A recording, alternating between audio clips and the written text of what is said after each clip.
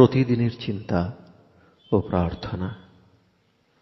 ৭ই মে, দিনের প্রধান চিন্তা।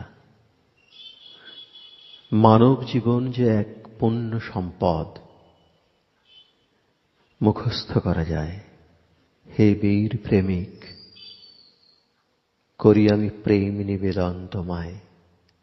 আসিলে যে জগতে করিতে বিপন্ন দুস্থ জনের উদ্ধার, দিলে মোরে অন্তহীন পূর্ণ জীবন প্রাণ।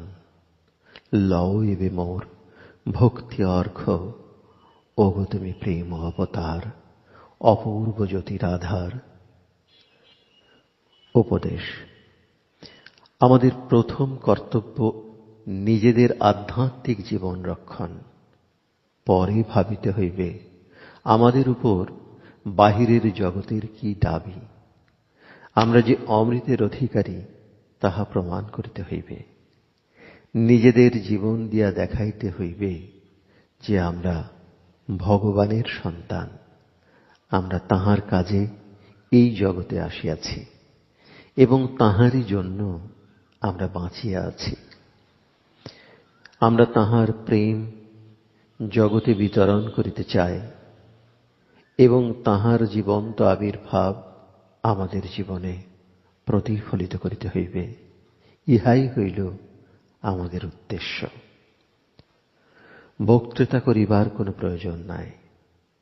প্রত্যেককে বক্তার কাজ করিতে হয় না, কিন্তু সকলকেই দীনতার সঙ্গে পূর্ণ উদ্দেশ্যমুখী হইয়া জীবন যাপন করিতে হইবে। প্রার্থনা: সেই অসীম সত্তা যিনি আমাদের সকল চিন্তা ও কর্ম পরিচালনা করিতেছেন, তিনি যেন আমাকে যোগ্য জীবন যাপনের কাজে সহায়তা করেন। যেন আমার জীবন শুদ্ধ এবং এক নূতন মহিমায় মণ্ডিত হয়। আমি যেন সকল ক্ষুদ্রতা হইতে মুক্ত হই।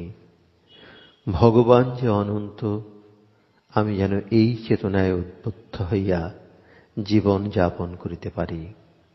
আমার সকল প্রেরণা ও নিরাপদ ভাবের অনুভূতির জন্য যেন আমি তাঁহার দিকেই তাকাই।